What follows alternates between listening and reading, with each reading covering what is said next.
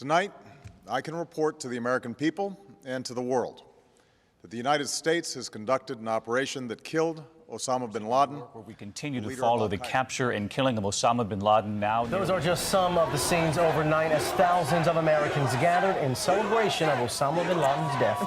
Former Navy SEAL Rob O'Neill says he has thought about the mission every day since that May Day in 2011. From multiple conversations you had with Rob O'Neill over the past year and a half, how'd you get access? And you described that his head kind of exploded when you hit him. I actually hit him 3 times because I shot him twice when he was standing and once on the ground. That is the fucking American badass right there. We are not going for fame and we are not going for bravado.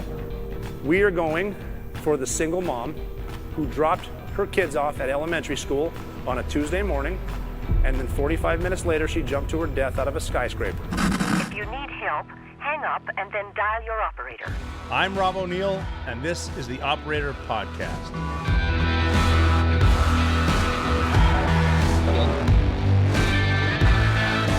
Welcome back. Thank you for tuning in. This is the Operator Podcast. I'm your host, Robert J. O'Neill. Episode 26. 26 of these things now. Good. I'm glad you're back. Did you watch the State of the Union? It was on yesterday, actually. I watched it. A little bit, caught the highlights. I love catching the highlights because I love to see what people are saying because it's theater, basically. You get in there. I don't think I've ever seen a dude that hopped up on Adderall. That's got to be what they're feeding. Did you look at the president's eyes and the way he says 30? He's up there yapping, just saying whatever he wants. He got the Republicans pissed a few times, got a few standing ovations because people are going to stand up and cheer. They got Vice President Kamala Harris behind him, the new Speaker of the House behind him. He said some stuff about Republicans wanting to get rid of Medicare, and Marjorie Taylor Greene was yelling liar. She had a nice coat on. That was cool. But a lot of theater people just kind of want to be on TV. They just love showing themselves. Did you watch when he, not so much when the president enters, which is always kind of cool when they come out and yell the president of the United States, and then the president walks up there and shaking hands. The building's not that big. The room's not that big. If you've ever been in there, it is cool to see. I do like going to D.C. and seeing some of the historic stuff. The Capitol's, I mean, it's awesome. I disagree with a lot of stuff that goes on in D.C., but the Capitol's awesome. The Rotunda is so cool. If you can ever get a dome tour, when you actually go up into the dome, the Capitol Dome is badass. I think you need to be with a member of Congress to get up there, which is a reason for getting to know some of those guys if they can get you a dome tour, because that's pretty much all they're doing. The president didn't mention the balloon, the Chinese spy balloon, because it was one of those things. I think that they saw it coming. It moves pretty slow. I don't know if you've ever been in a balloon, but the balloon moves slow. It went over the Aleutian Islands in Alaska, and then it went. I think it went through Canada. They didn't fly over Russian airspace because I guess Russia might have tried to shoot it down. But Russia's one of those things. Russia's one of those. I think I've mentioned it before. One of the tough guys in a bar that you've never seen fight, but you've heard they're tough until they fight and they get their ass whipped. That's kind of what Russia is. But it didn't fly over Russian airspace. It flew over Canadian airspace and then into my home state of Montana. So there's this Chinese spy balloon over Billings, Montana, and I think they were trying to look at Malmstrom Air Force Base, which is in Great Falls, Montana. But I remember I mentioned my brother Tom. I've been giving him shit lately. He sent me a link when it first came out and said, yeah, somebody spotted this weird balloon. It's not the moon. It's some big thing, and it might make headlines, which it eventually did, a Chinese spy balloon that was moving around slow. And it's one of those things where you need to be concerned with it. The administration is kind of blowing it off, saying that, they can get the same pictures from satellites and all that intel and whatnot. I don't think it's the case because it's lower than a satellite. It's closer. It's 60,000 feet slower. And it looks at stuff that they happen to see a lot of our Malmstrom Air Force Base in Great Falls has a lot of our intercontinental ballistic missiles for nuclear war, which a lot of these people in D.C. love to talk about in case it ever comes to it, which I hope we don't. We've discussed it in the past. We don't really want a nuclear war anywhere. It's going to end up bad. But it took pictures of Malmstrom Air Force Base, and then it flew over Missouri, saw some of our strategic bombers. That's where they are, and then it went over to went over the country, saw a bunch of other shit, and then it got shot down by an F-22 Raptor I think off the coast of South Carolina. I was saying that it was getting way too close to Epstein Island, so it had to shoot itself down because that's what people do when they see the list of people that went to Epstein Island and all the shit that went on there. But the F-22 shot it down. It's his first air-to-air kill, which is awesome. I would love to be that pilot, right up there in history with the fighters that fought in World War II shooting down German planes. And then obviously the pilots are awesome. I can't say enough good things about pilots all through history, what they've done, close air support, air-to-air combat, aces, astronauts, which is cool, going to the moon, and then to be the guy that shot down a balloon, which is dope. I mean, that's a good qual because that would be a sticker, I think, that you put on your aircraft that you got a balloon. But that was going on last night, and the president didn't mention. I think what China was doing was they were looking at our response. I mean, could they have put stuff in there to, weaponize a balloon? Maybe. Could they hit us with biological weapons? Well, they already have. COVID, China, with the help of some pharmaceutical companies and a few people in our government, gave us COVID and the lockdown, and we still don't know what happened, but brought to you by Pfizer. Did you see the Grammys the other night? People were all spun up that Sam Smith, who is non-binary, which means I don't know what it means. He's non-binary. They are non-binary, and those are their pronouns, did a devil show, a worshiping the devil type thing on the Grammys, and there was all kinds of dancers and whatnot dressed as demons. And they were saying how they're a lot of people are satanic right now, and they're not even hiding it anymore. And that could be true. I think the demons are always they're always around. They just change it. Same demons. They just change their names to different stuff that we find acceptable. But I don't think personally that Sam Smith is satanic. And I said this on Twitter, and I've heard from many of you. And please, on this podcast, whenever I say anything, go to at Mikuya or at the Operator Podcast and let me know what you think, because it's the Operator Podcast, and we're all operators, and I want to hear what you think, and I could be wrong. I could be right, though. I'm usually right. I'm right. But I don't think that Sam Smith is necessarily demonic. I think he loves attention. And I think that's what he's doing, and he knows he can he can troll the right, and he's doing it because he knows they're going to spin up if he does that devil stuff. You can tell that Sam Smith loves attention based on his nipple clips that he wore in that video. And the video, if you haven't seen it, it's worth the watch because I am personally not a talented person as far as creativity, but they were pretty creative with they had a bunch of dudes. It was a dude-only video, and the ass choreography was amazing. They're just ass dancing. It was dope. But yeah, I think that he was doing that just to troll, and he likes attention. He got attention, and we gave it to him. But yeah, the demonic thing, Sam Smith, Grammys. We were talking about D.C. The State of the Union didn't really all pretty much the president said, President Biden, the most popular president in the history of the universe, even though nobody wants him to run again. Have you noticed that? No one will say they want him to run again except maybe him. He sort of hints at it. But when they ask any Democrat, do you support him running? A very simple yes or no question.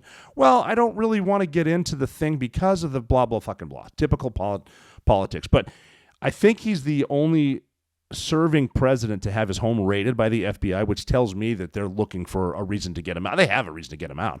I mean, Hunter Biden's laptop, which some people still won't admit is his, except Hunter Biden admitted it's his, with all that nonsense, all the Chinese stuff, all the Ukraine stuff, weird. A lot of money flowing in and out of the Biden household. It's on the laptop. Hunter admitted it's his, and some people still don't want to admit it. But just with that balloon and not shooting it down till it went over our country proves that I think that someone in China has someone in D.C. by the stones, and they got some serious stuff on them. And you see it everywhere. Dianne Feinstein had a Chinese spy driving for her chauffeur for 20 years. That's 2 decades with a Chinese spy in your front seat, the driver's seat, listening to everything you say because their OPSEC is bad. I think I forget who it was, but I think it was the head of the CIA. His password. No. It was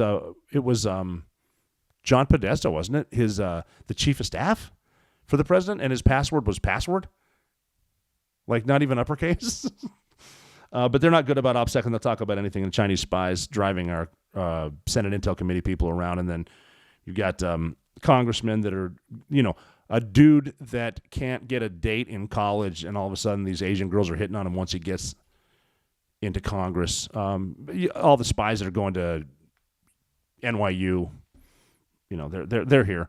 But they got somebody by something, and that's why we wouldn't shoot it down. But D.C. is a funny place. So the president gets up there. The State of the Union address, he mentions he wants to tax billionaires, which always gets applause because billionaires are bad. Successful people are bad, even though the top 1% does pay 42% of all taxes. They don't mention. They'll say billionaires and tax the rich. The rich aren't paying their fair share. Fair share is a lot, too. I learned that getting out of the military, what your fair share is, because the military, if you don't know this, they don't pay soldiers and sailors a lot of money, even when you get extra pay. I remember when the wars plural started, and I was at SEAL Team 6. We were all excited because we started getting save pay. They called it was $1,000 a month extra, which is good because I think jump pays like $150 and demo pays like $150 or something, and free fall is $200 something, and that adds up, of course. But you're not making a lot of money. I think that people on welfare make more money than someone who just enlisted in the Army. I think. I could be wrong. Again, let me know. But that is D.C., and D.C. is fun. Like I mentioned, the Capitol's cool. It's neat to see the history. A lot of stuff is, even though they don't produce anything, there's a lot of history there because your federal dollars pay for those huge buildings and pay for those government jobs, the people that can't get fired. But the museums are great. The Smithsonian is awesome. That huge diamond is there. I've seen that diamond. It's the Hope Diamond, I think. Huge, like that shit that Rose would. I'm still pissed at Rose for throwing that off the back of that ship. That shouldn't have. She should have kept that. But the Holocaust Museum, if you haven't been there, I'll tell you what. When you go to D.C., put that on your list, but don't plan anything afterwards because you're not going to be in a good mood. That's one of those things where you need to know your history. The Holocaust Museum goes through what happened in the Holocaust, how it started, then the ghettos, then they have a lot of exhibits as far as the gas chambers, and it's just it's not a fun place, but it's really educational. I went there one time in D.C. I did live there for a little while, and there were two. There's always protesters. For some reason, the fanatics get out there and they want to protest everything. They were protesting Free Palestine in front of the Holocaust Museum, and it's like, dude, the Israeli embassy is near here. You can go. Why are you protesting in front of the Holocaust Museum? And you want to ask them, but they don't know anything because protesters get paid. Like, I was at Fox News one time, and I was talking to one of the security guys. And every Tuesday, this group of people comes out in front of Fox News. They protest Fox News, obviously. Trump is bad signs and shit like that. And I asked the security guy, what's their deal? And he goes, I don't know. Someone pays them like $50 a day, and they come here every Tuesday, and they protest. But the fanatics are out there. DC's fun. In the I think it's in the Capitol. There's a cloak room. It's like a women's cloak room or something like that that's haunted by Thomas Jefferson. I guess he goes and sleeps on this couch in there, which is pretty cool. And then the Speaker's office is awesome. That's the Speaker of the House's office has the best view in D.C. You can see the roads like come right up to Capitol Hill. Don't go outside though. Don't wear. They were actually telling people don't wear really nice winter coats because someone is going to rob you because they can tell you have money. A lot of Democrat policies don't seem to work that way. Whenever they use the word reimagine, like we're going to reimagine law enforcement, it's going to be bad. You get Chicago. You get handgun violence. They won't bring up handgun violence. It's all about, well, unless they're assault pistols, which I guess is the new phrase that pays. But yeah, the haunted room, the rotunda's awesome. It is cool to see some of those places. I've been to dinner at the White House. I've seen the Lincoln bedroom, which is a complete out-of-body experience to see the bed where Abraham Lincoln's son died and see Abe's desk where Abraham Lincoln used to write letters to people, handwrite letters, and he wouldn't send them, like the mean ones. He would write them and then put them in his desk and never send them, which is good too. Like if you're pissed off and you want to yell at someone or send a nasty text or email, do that. Write it, but don't hit send, and it makes you feel better. Like Twitter too. I'm guilty too. Don't hit tweet if you're mad. But yeah, I saw the Lincoln bedroom with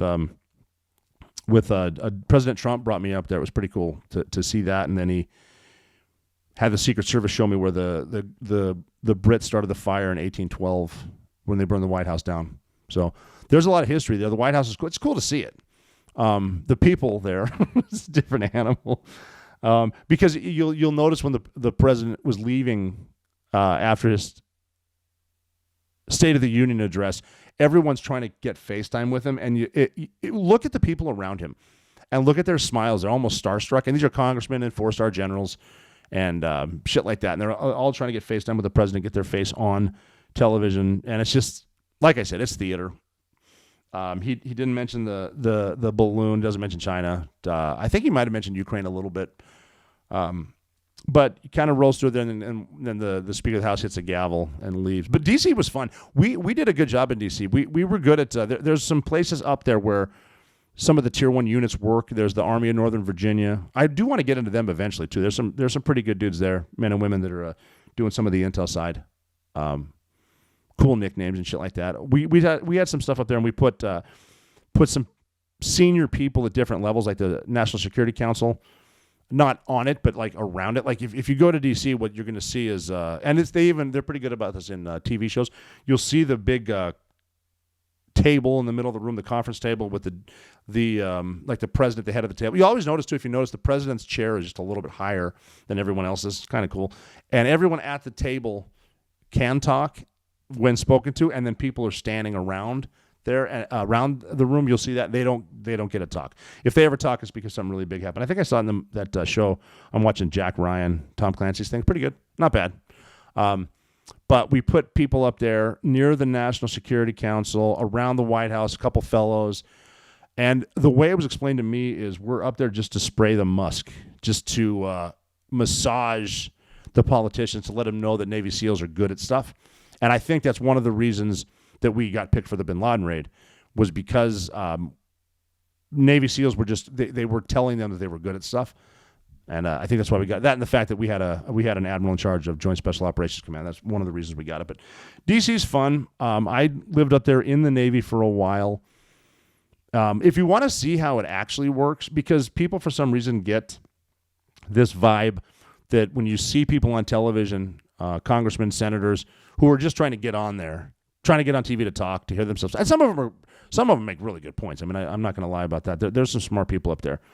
But they get this thought that they're like smarter than everyone, holier than thou type stuff, and it's not the case. They're just on TV. That's all it is. All you got to remember when you're on TV is keep your hands down. Don't move your hands around. And look at the camera like I'm doing right now. And then talk slower. And make valid points. And then if you're giving a speech to people, just make sure you use the cadence so the people will follow you. Because people follow people, and chaos breeds chaos. And the herd mentality, panic breeds panic. That's the whole January 6th thing. I mean, that's why people went in there. They stayed in between the velvet ropes, but the herd started going. And you got people, agents, feds, that are riling them up, and then once the herd goes, they just keep going. It's like when you see the cows running across the street and one jumps the shadow of a fence, they all jump the shadow of a fence because herd mentality. But it was neat to be in D.C. because we got to that's my first experience working with other government agencies, with the CIA, with State Department, which are just different animals. I mean, the difference between spies and diplomats is crazy because I think that a lot of the case officers and I mean, spies is a harsh word, I guess, but that's what I'm talking about. They kind of saw it coming with as far as the political correctness, the woke mentality, and why we're going to fail if we fail. And I don't want to be Debbie Downer over here, but just seeing people getting promoted for different reasons other than performance, and just the way you got it. I heard someone saying that they. You can't even call it a meeting anymore. It's like a leadership gathering of the equity, God bless America type shit. But one of the guys I met who I would like to interview, I'm not going to say his name right now, was an agency guy, and he worked in some of those places like China. I was still in the Navy at the Tier 1 level, and I was working at a place in D.C. What I was getting at is if you want to see how Congress works and you want to really meet congressmen and see how they act, there's a place near Capitol Hill. You won't get into the Capitol Hill Club, which has a wonderful lunch buffet. The Capitol Hill Club is a private club. I think you got to be a member to get in. Not a member of Congress, but you got to be a member of the Capitol Hill Club to get in there. But right across the street is a place called Bullfeathers. And Bullfeathers it's pretty much a Republican bar.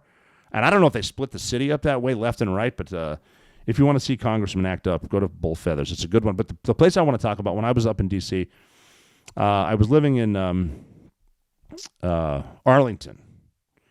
And there's a place in Arlington called Spider Kelly's.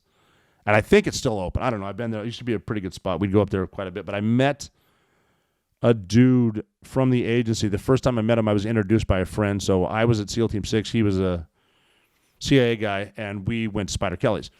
And it was a funny story because we're just getting to know each other. We're talking, having many drinks, and just, networking or politicking. And then I went back to my apartment, fell asleep, and I woke up the next day. I just met this dude, and he was a contact. And I'm like, man, we had a lot of shots. I hope I didn't act up. Shit, I better text him and just kind of feel, I hope I didn't, was I an asshole? So I texted him, and I said, hey, man, great meeting you. How did it end up after I left? And he responded with, well, based on the taste in my mouth after I left Spider Kelly's, I must have been handing out rim jobs at a homeless shelter. So I was like, he's a good dude. The dollar just hit a 7-month low when we all saw what happened with the crypto market last year. Why would you trust your hard-earned savings in unstable governments printing their way out of debt or other shady deals like that? Take my advice. Protect your financial future with something real.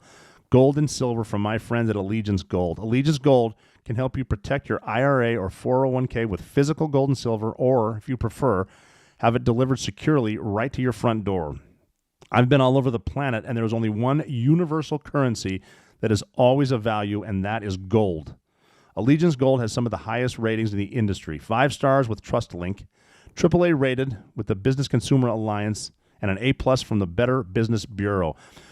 Go to protectwiththeoperator.com and get up to $2,500 of free silver on a qualifying purchase when you tell them the operator sent you, or give them a call at 844-790-9191.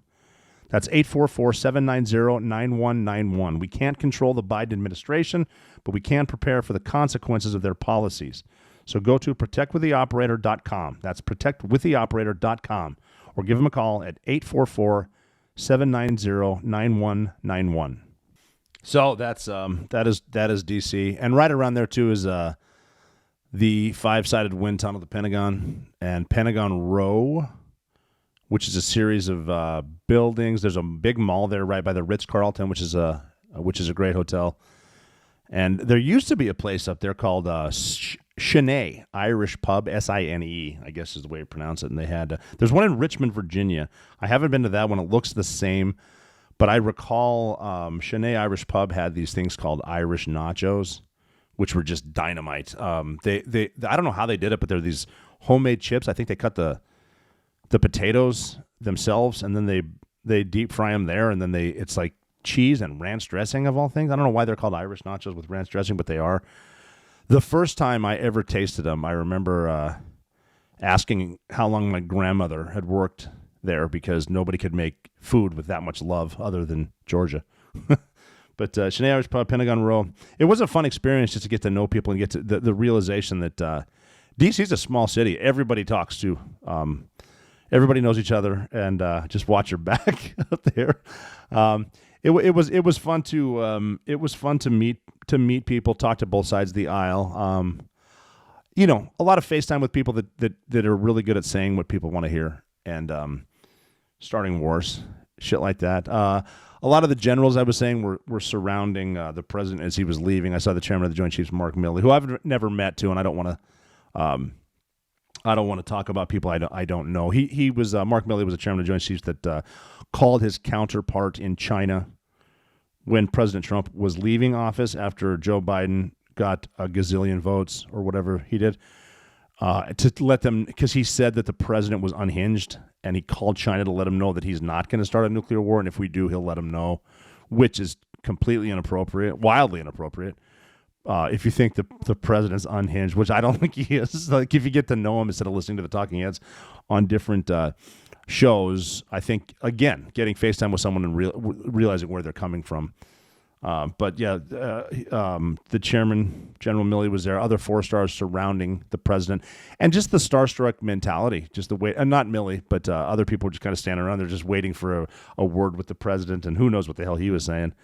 Because he did do a lot of mumbling and stumbling during his State of the Union address, whatever. And I don't want to talk too much shit there either. But it's always funny to see those career officers with their huge rack of ribbons. Look at the one highest to their right, and that's their top award. And you'll generally see these people that have gone through their career telling people exactly what they want to hear so they get promoted. They have a shit ton of what we call end of tour awards. Like, if you ever seen that movie, I'm Gonna Get You, Sucker, when he's like, well, this one's for typing, and this one, whatever. That's a lot of these guys doing that. But those are the guys making the decisions to spend the money. What is it? $1.5 trillion the Pentagon gets.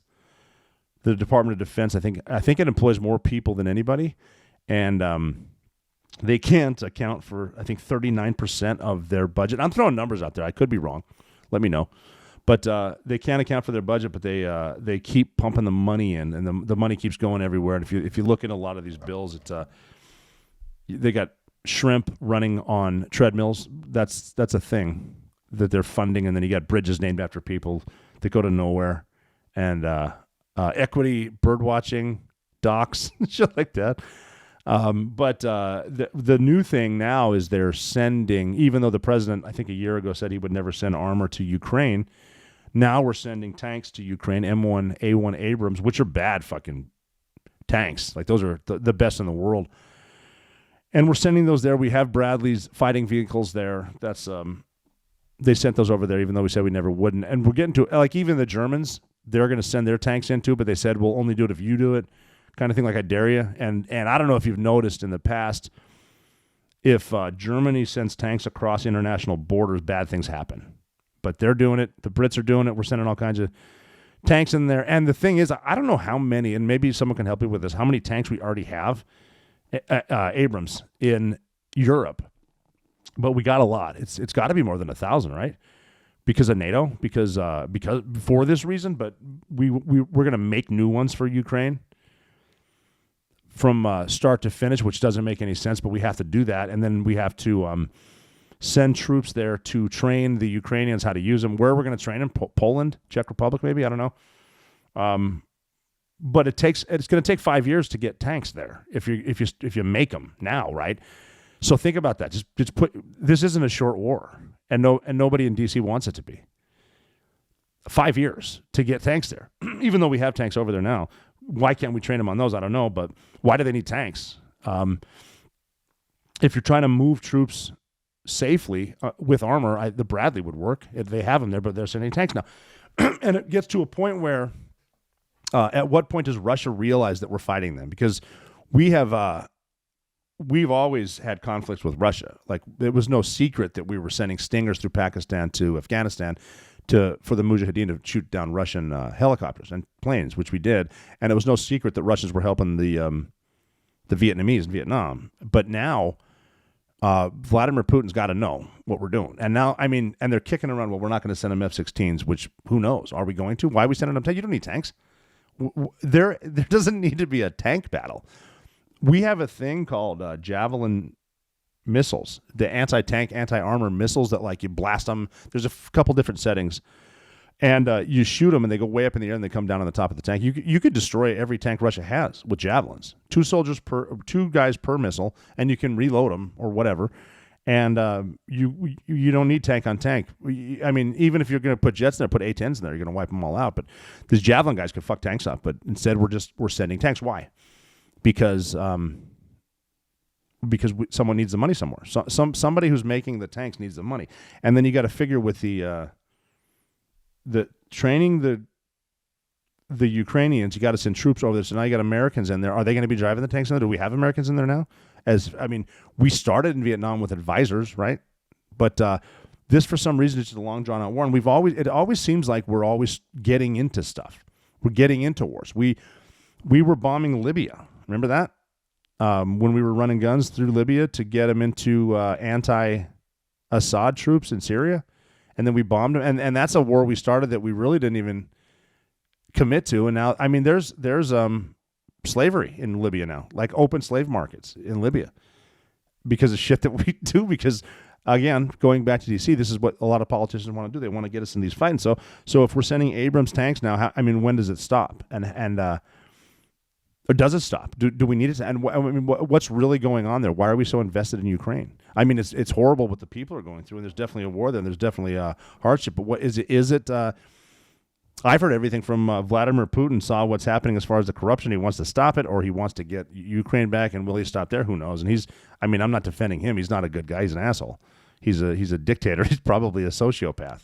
But there we are. And you got Germany involved. Ukraine's not a NATO country, but now we're acting like they are and just fighting it up, making tanks, sending contracts to different people, and not in D.C. because they don't make anything in D.C., but people just approving this funding that you're paying for, and now we're sending tanks to Ukraine. And then the next thing too, we got a 4-star general. I'm surprised he still has a job because he said that he told the truth. He said he's in charge of Air Mobility Command, so that's like I don't know how many thousands of people are under him. 4-star Air Force, and he said he I think the letter started out with "I don't like saying this" or something like that, and he said we're going to be at war with China in 2025, which is not a good thing, because that is a different part of the world, and you're talking shipping lanes now, and China wants to take they're going to get into an amphibious assault with Taiwan, right? Because of the microchips or whatever they're making there. That's where they're all produced, and that's again China doing worldwide stuff affecting everything. But a war with China is not a good thing either. But they're talking about it, and so how do you avoid a war where you keep building more ships, more tanks, more troops? I never, when I was in the military, I never said military industrial complex because I didn't think it was real, because I wanted to believe that we're spreading democracy and defeating communism, which we're not. I mean, we're teaching communism now in our schools, which is what Nikita Khrushchev said in the 50s. As far as Russia's going to take us without firing a shot, that's what they're doing. So there is no defending democracy. That's not what it's about.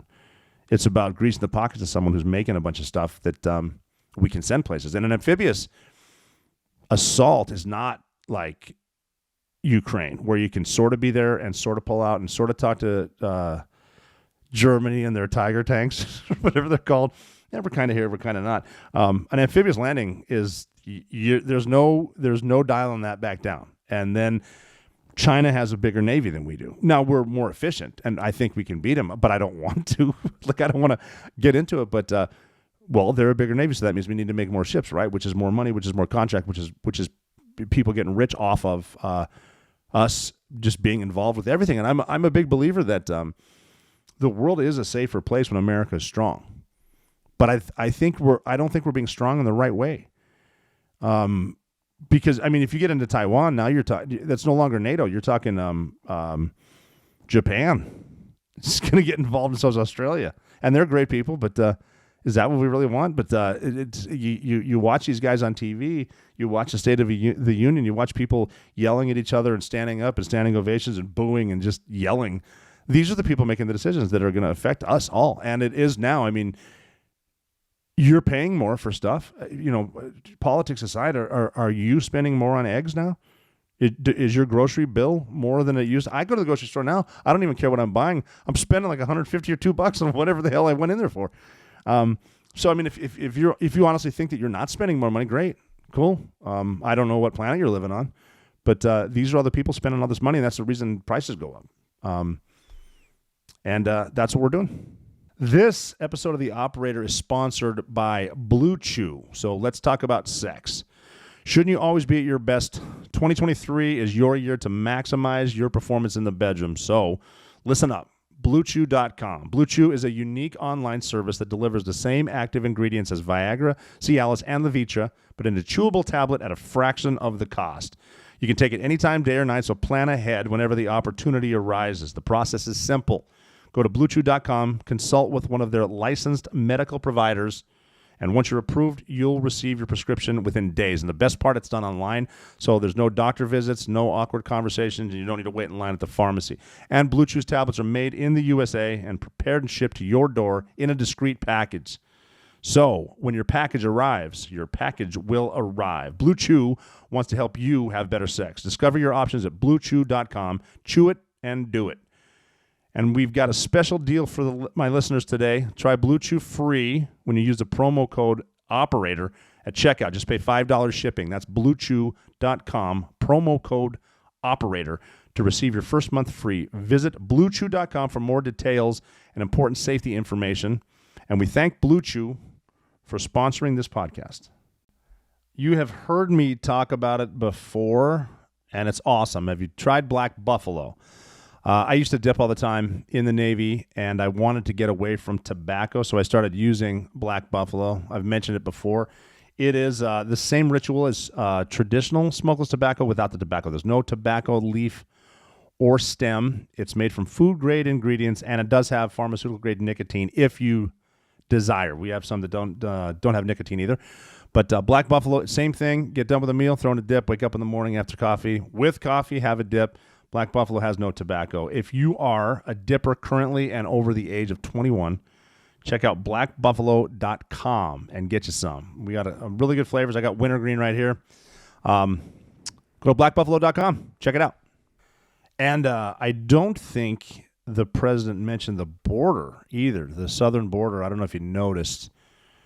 There's an influx, if you will, or an invasion, whichever word you want to use, of migrants, illegal immigrants coming through, and it's starting to spread. There's a hospital. Did you see that hospital in Yuma, Arizona, that's now millions in debt because of all of the illegal immigrants piling into the hospital and a lot of pregnant women giving birth? And, you know, hospitals are full of good people. Nurses are awesome and doctors are awesome, and they're going to help people, but no one's paying the bills. And the migrants are spreading. You're going to see it all over the country. There's the luxury hotels in New York where they put I was mentioning that last time. It was all dudes in this hotel, and then they didn't want to leave, and there's all these activists out there on the street that are just riling them up, telling the migrants that this new shelter that New York made for them was, I mentioned it last week, wasn't good. It was cold. The beds were bad. They're military-style beds, not enough bathrooms. Like the mayor, Eric Adams, actually stayed over in the shelter one night trying to prove to them that it's good, which I don't think is our place to do that because I don't think we owe them anything. We should deport them. There's a lot of different things we can do about the border. But some of these migrants now are they're saying they came here for a better life, but America's not that great because of all the Americans. Like they said, the drug use and the homelessness and the violence, and so now a lot of these migrants are trying to get to Canada, and the Mounties are arresting them when they go to Canada. So it's just spilling over. And again, I'm not one of those people that are trying to leave their country or leave communism, but I think a lot of them are just being played.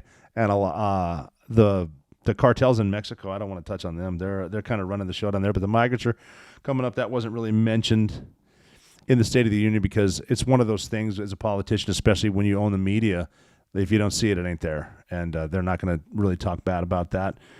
But he didn't mention that, and I'm trying my best not to be like down in the dumps. I'm in a really good mood, and I really want people to be happy listening to this. It's just I have a tendency to read headlines and have some what the F moments.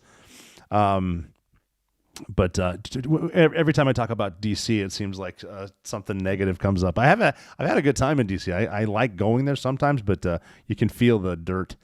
And overseas too. There, I was reading a story. Did you see the story about?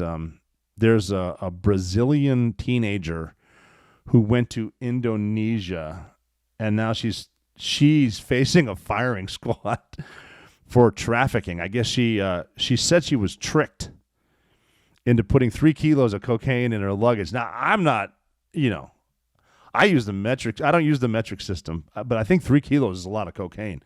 And she got tricked into that, and they'll kill you there in Indonesia. They executed some people a couple of years ago. 2 Australians were executed for drug trafficking. They don't mess around with that. You got to be careful with where you go and follow their rules. Like I tell people, I've been to Egypt, but if I need to see a pyramid, I'm just going to go to Vegas and stay at the Luxor. There's a lot of places. Well, a lot of places I can't go, so you got to be careful. So don't be trafficking drugs into Indonesia. They don't play there. They're very strict. The firing squad, and apparently why? But I was reading up on that. I guess I don't know who they interviewed, but I guess getting shot by a firing squad is extremely painful. I don't know. They said that I guess you're conscious for another 10 seconds after you get blasted. I guess they're taking chest shots. So that's horrible. And there was another dude that an Australian guy in Indonesia that he escaped. He narrowly escaped the death penalty because he tried to smuggle like 0.3 grams of meth in his bum. And I guess you're going to notice that. Like, you're not getting tricked. I don't think you're getting tricked into putting that stuff in your ass, but he did. And the judge, I guess, was nice. Instead of killing him, he put him in like 8 months of rehab and just said he was an addict. So there's that.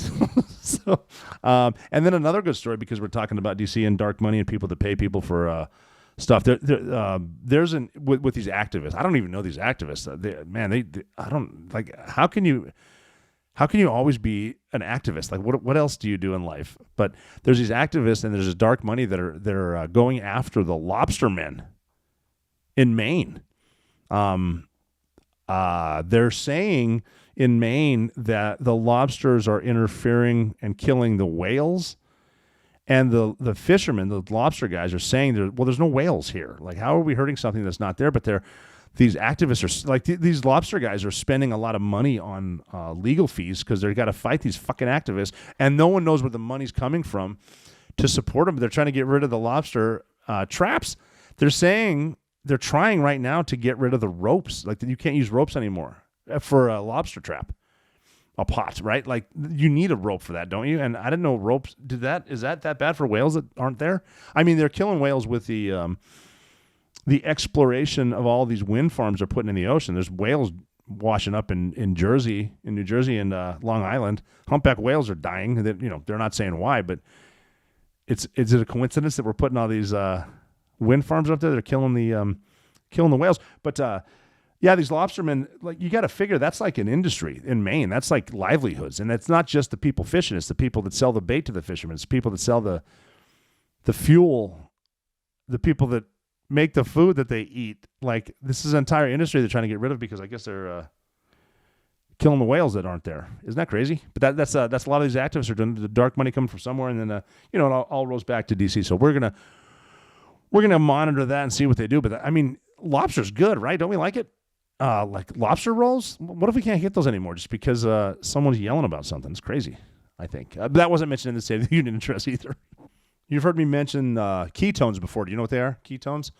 It's a natural source of fuel for your body. They're often created when stored carbs are depleted, and it triggers your body to convert fat into ketones for fuel. But unlike fats, ketones can cross the blood-brain barrier, allowing ketones to fuel both the brain and the body. And compared to other sources of energy like glucose or fat, ketones are more efficient, and they can produce more power while using less oxygen. You can find Ketone IQ at hvmn.com.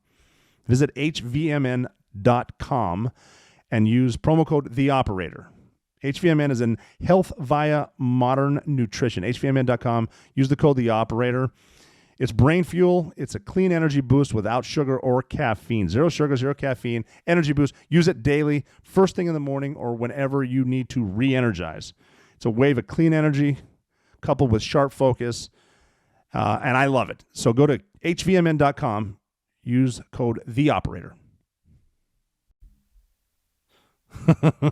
The State of the Union. I keep looking around at computers here, and we're going to hear about the State of the Union now for a number of days before we forget about it, because that's the news cycle.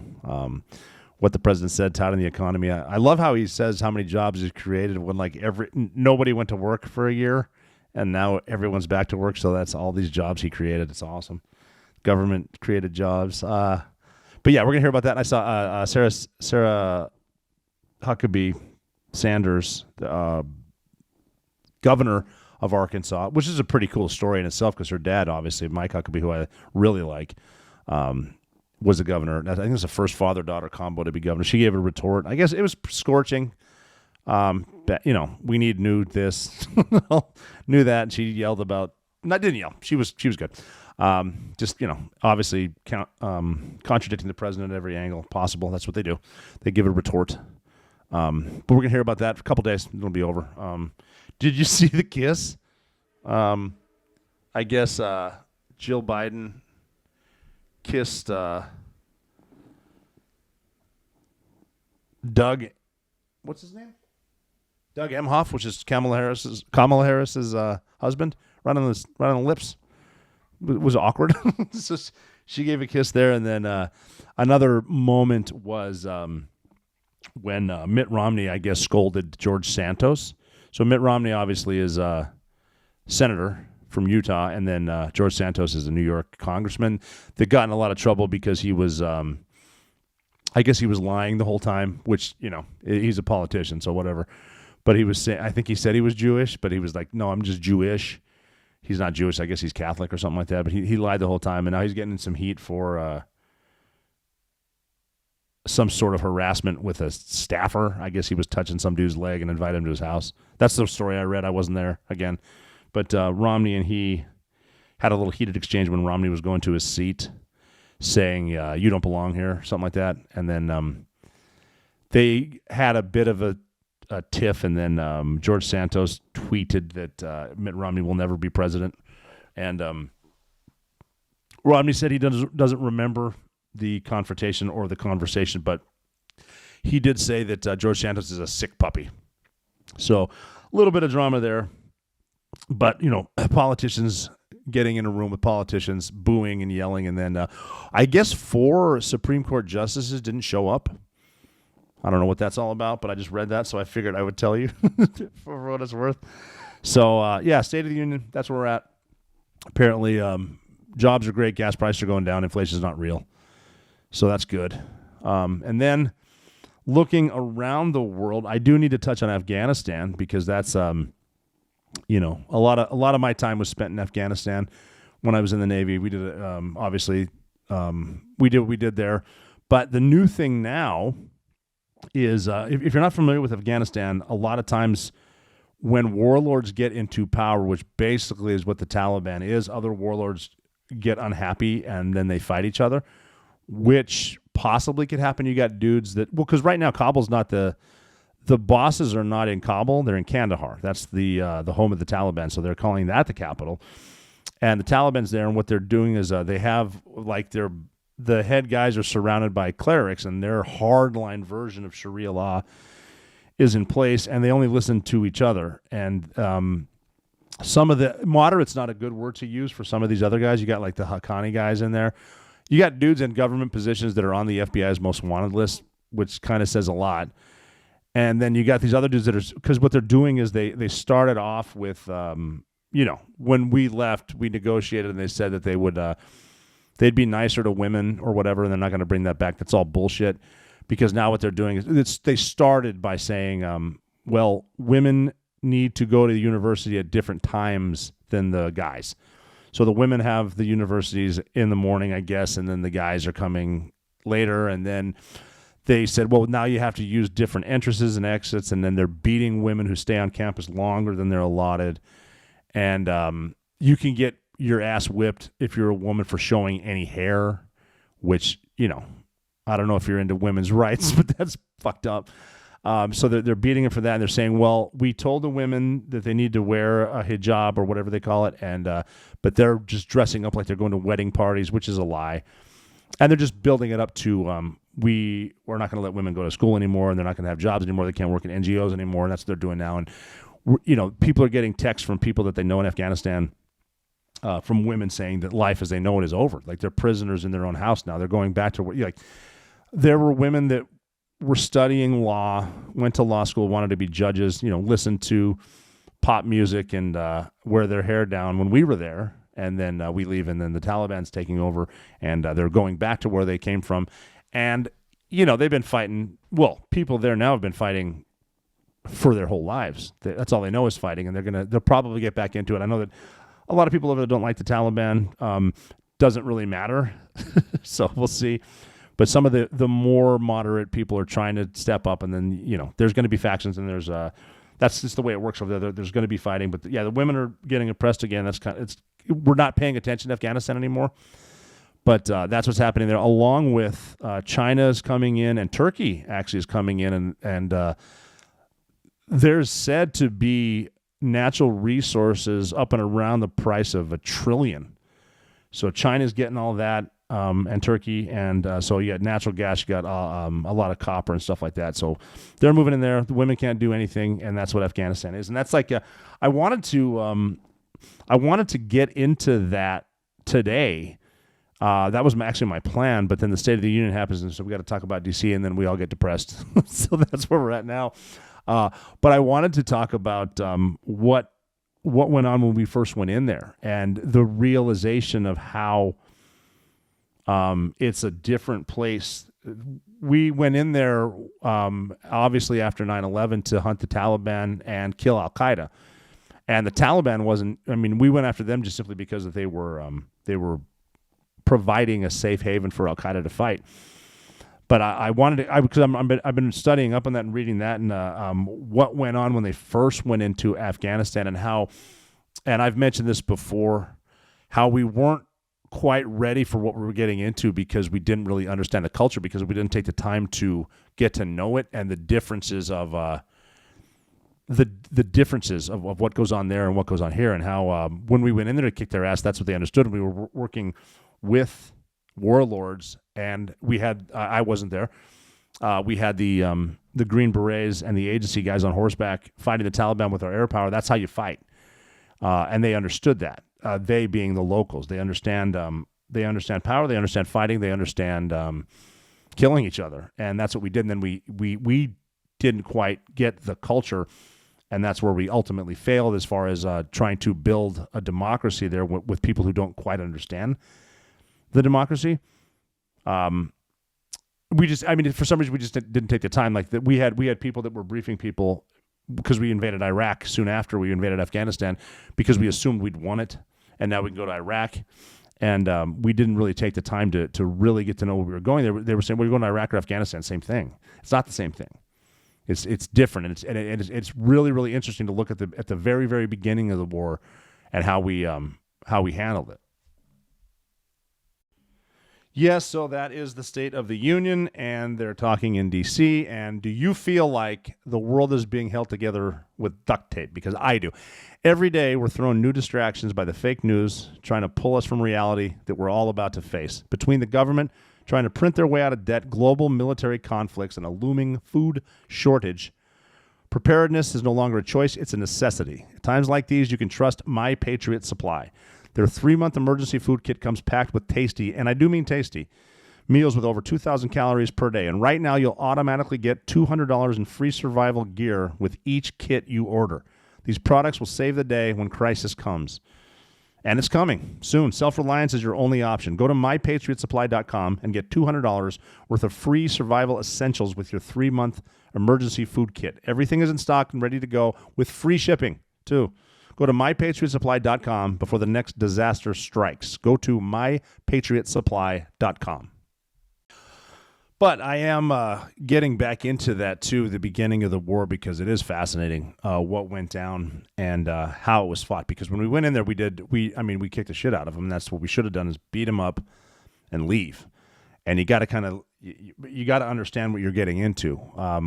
It was really, I've talked to a couple of guys that were there initially, a couple of the Green Berets that were there, and there were some. The agency guys had set it up.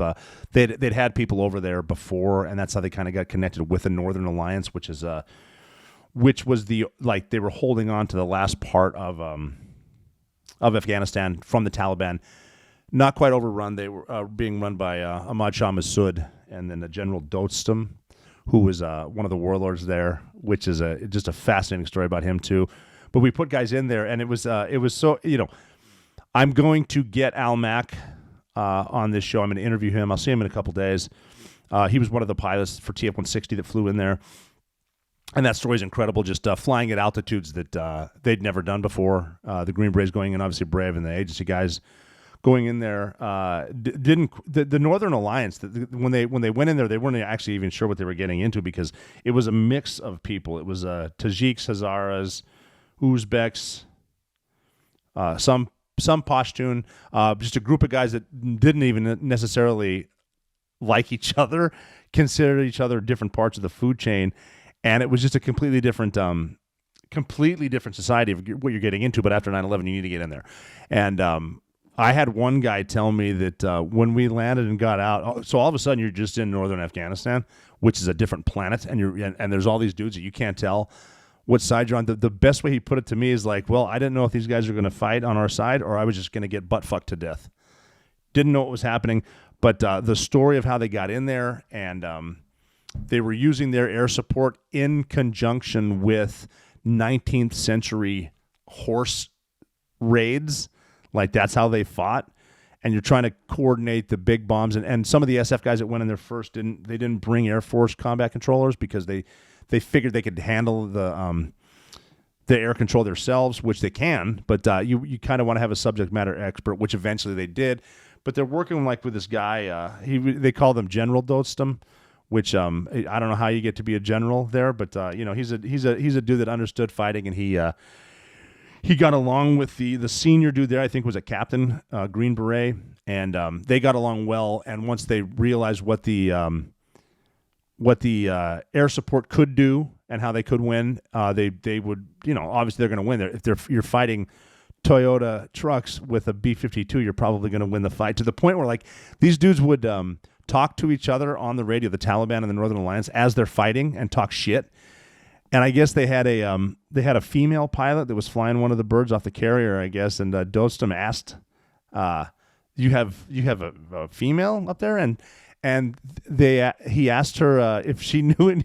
He asked her if she knows any poetry, and I guess she didn't know any poetry. And he goes, "Well, can you sing a song?" And I guess she sang like "Anchors Aweigh" or something she knew from the academy. And so he played it to the Taliban as she's bombing him, and she was singing or some shit saying the Americans are so tough they send their women to kill you, which I think is just awesome. That's so cool. She's up there singing and dropping bombs on people right after 9/11. And then the story that I'm going to get into more detail with some of this in a later episode, because I think the whole thing, the way it started was great, and the way that they won it was great. But then you got this captain who's dealing with this Northern Alliance general, and they're realizing that these people they don't act like us. Their culture's not the same as ours.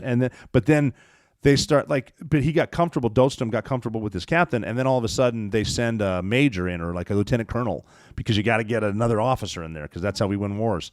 So he came in, and all of a sudden this dude shows up who's like, "Well, I'm in charge now, so you report to me." And like Dostum's kind of like, "What's this? I have a rapport with him." And then they send in a 2-star admiral, a SEAL, and now you report to me.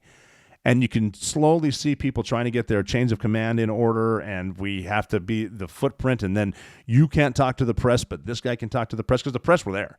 We'll talk to them. I want to be the face of the victory, these senior officers, and it just starts to crumble right there. We're already starting to go the wrong way about it. When you have guys on the ground that are already doing a fine job, let them eat. But that's kind of how it went to the.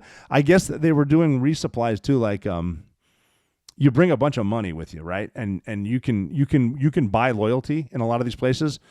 And so on resupplies, like they put like $3 million on a pallet, and with other stuff, and they would like, I guess one of the Afghans, I think Dostum actually requested vodka, even though you're not supposed to drink. He wasn't that religious, so they brought vodka. And then as a joke, one of the guys said, "Send condoms too." Just joking, but they did. So on the resupply, there were condoms, and they some of the Afghan guys, the Northern Alliance guys, the fighters, were asking, "What are these things?" And one of the SF guys told him what a condom was for. It's like you put it on, and then you don't have kids. And they couldn't wrap their mind around that. Like, why would you ever do that? Why would you want to do that? That doesn't make any sense. And he's trying to explain what a condom is to these people that don't. I mean, these people don't even know how big the moon is. They don't realize it's a planet or a moon, whatever, that we put people on it, because the moon's small. It's this big. And to the point where it was almost insulting to them. So he said, "I'm kidding. I'm sorry I played that joke on you. These are to put on the end of your rifle so that you don't get mud and dirt in them, because why would you ever put a condom on?" Which, and so they're starting to realize they're not necessarily like us. They're different people from different cultures with different beliefs, and some stuff they don't even know is real. There was a story where one of the agency guys briefed the village elders about what they were doing, why we're here, and he spoke the language. One of these agency guys, I guess, spoke one of their languages.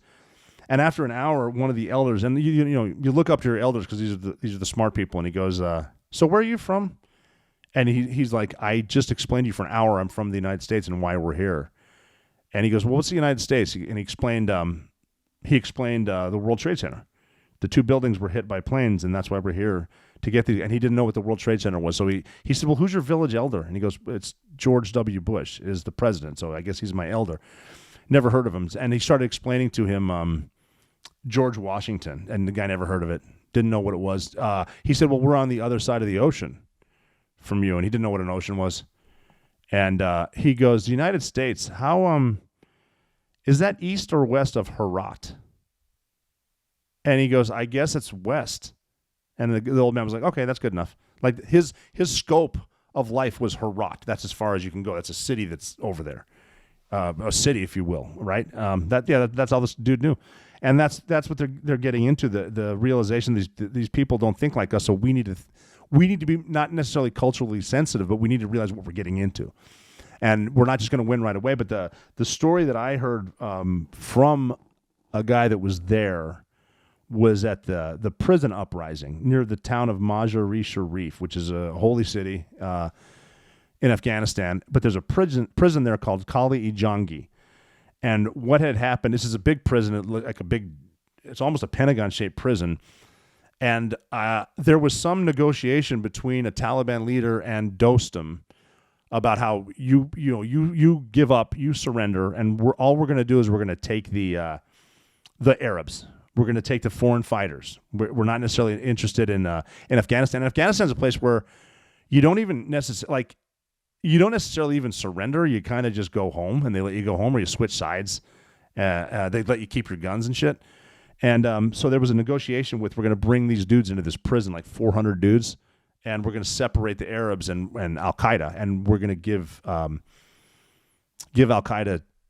to the Americans because that's who we came for. We'll probably let the other guys go. But the issue is they started bringing these terrorists in by the truckload, and they weren't even sure what they were doing. The terrorists, they didn't know they were surrendering. And it's a bunch of these Al-Qaeda dudes, I hope you haven't met an Al-Qaeda guy, but like you've never seen hate in someone's eyes like the way they look at you. And so these dudes were there. They weren't sure what they were doing, and all that. They didn't even search these guys. They put them in the middle of this prison, and some of them they tied up with their own headdresses that tied their hands behind their backs. They didn't check them. Some guys had guns, some guys had grenades, and there was a big stockpile of weapons in the prison anyway, and all these guys are in there, and there's 2 CIA guys basically in this they took a calculated risk, like we need to interrogate these dudes because there was rumors of another attack on our country. And obviously this is right after 9/11, so tensions are very, very high. So Johnny Mike Spann, one of the guys in there, he's interrogating them, and there was dudes from everywhere. There was obviously Pakistanis, there's guys from Yemen, there's guys from there's Chinese, Uyghurs are in there, Brits. Like some dude asked him for tea with a British accent, and they're in there interrogating him. Not the safest thing to do, and eventually, again, we'll get into this story later in another episode because it deserves a lot of time. I want to get some of these authors that wrote books about it too, the interview, but I talked to some of the guys that were there. And I guess one of the dudes pulled a grenade and he blew himself up. And there was a house in the middle that was painted pink, and all the Al-Qaeda guys ran down there and they got arms. And they ended up killing Johnny Mike Spann. He was the first casualty, first American to die in Afghanistan in the prison. Another agency guy, David Tyson, was there. He allegedly shot it out with them, and he got out. I wasn't there. I don't know what happened inside, but fuck, he got out, which is awesome. Johnny Mike Spann died. And then the closest people to it were Special Boat Service, the SBS from the Brits that I've worked with a lot, and I have nothing but love for those dudes.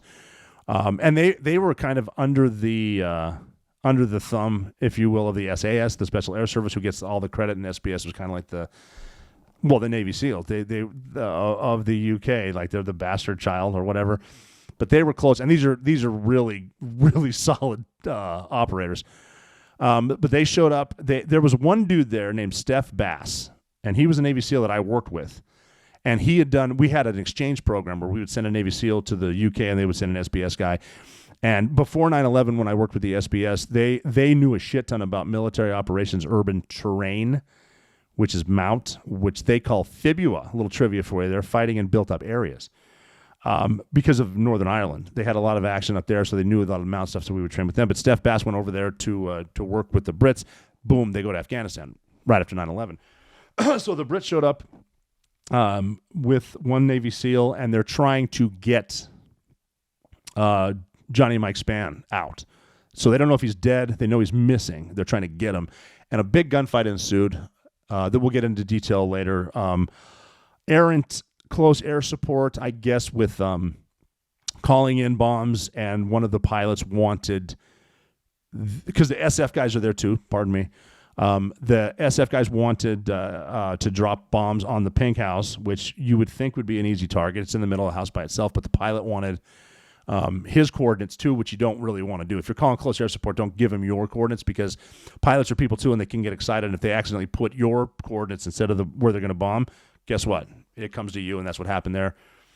And then the fight that Steph got into, when he told me, he just said it was, I remember him just almost looking off into the distance like, gents, you've never seen gunfire like this, and it's coming this way.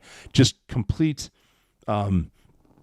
gunfire, a wall of gunfire. You can't get up, and it's just horrible. I don't know what it was like, and he was describing it to us. And like there was a point where he was with one Brit, and some of the darkest times in life bring up the darkest humor. And I guess, and I don't know if this is funny or not, it was interesting the way he told me. He said he was with a Brit and they're laying down. He's with two Afghans, and they said, we're going to get up and charge those machine guns. And I guess they said, go, charge or whatever. And the Afghans did, and they stood up and started to run, and they both got shot, immediately cut down. And I guess the Brit looked at Steph and said, hey, Steph, you suppose they'll think we're cunts for not standing up? Which, dark humor. And eventually they made their way somewhere. Again, this isn't my story. I'd love to interview Steph. I guess he got to a point where there was a machine gun, and he turned it on the Taliban. It was one of their guns. He turned it. He's shooting back at them. And the Brits said, I guess near Mazar-e-Sharif, there's a lot of doves, like the birds, the white birds of peace. And I guess as he was shooting, these doves came down and started circling him. He's going hot on this machine gun, and there's doves over his head. And the Brit looked up and goes, Steph, don't take this the wrong way, mate, but I think we're going to die now, which is crazy to think about that. And obviously they didn't. They did eventually get Johnny Mike Spann's body, first casualty, and he died a hero. And then, Steph was awarded, I think, the Navy Cross. They got some, maybe not the Victorian Cross, but they got something in the UK as well. But that's a hell of a fight. And that was just, it was one of those times where we're just in a place where we, not these guys, they were fighting, and now the SBS are legendary for that fight. I don't know how many Taliban and Al Qaeda they killed, but they're legendary for what they did there. And I worked with the SBS a little bit in Kandahar. They were down there operating, just solid dudes. But that was they knew what they were doing there, fighting. But it was part of the culture shock that when we got in there, and then just seeing the just bringing in senior guys to, like, there were dudes, I guess. You got SF guys on horseback, and some officers showed up, and they had like pressed uniforms in plastic, like they're going to wear a dress uniform here, where that's going down the wrong road, I guess, as far as fighting a war in Afghanistan. But that's a hell of a story that I do want to get into. I am reading more about it.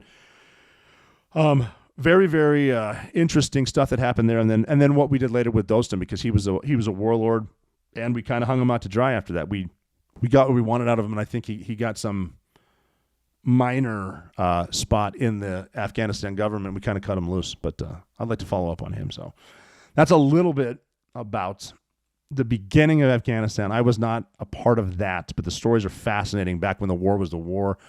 I do want to get, like I said, the pilots on here and talk to some of them, some of the air crew and the guys that flew in and out. And it's just it's crazy to know what people did for the right reasons. And like I said last time, that when we fought the way we're supposed to, we won. And that's what they did there. So if keep your head down, keep your powder dry, and sometimes you don't stand up in front of a machine gun, and then you're never out of the fight.